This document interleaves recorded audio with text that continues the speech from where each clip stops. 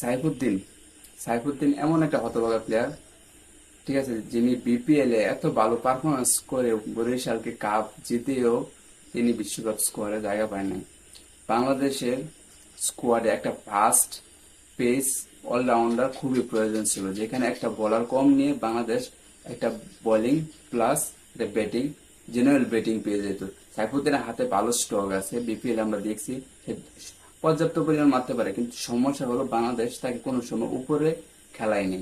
সব সময় 7 number, 8 number, 6 number ওই দিকে খেলাইছে, যেখানে নিজের পারফরমেন্সটা দেখানোর সুযোগ কোনো সময় সে পায়নি। যতটুকু পাইছি আমার কাছে লাগে সে তার বেস্টটা দিয়ে গেছে। কিন্তু কথা হচ্ছে সাইফুদ্দিনের সাথে সবসময় বাংলাদেশ একটা গাদ্দারি করছে, যেটা একদম গাদ্দারি বললেই হয়।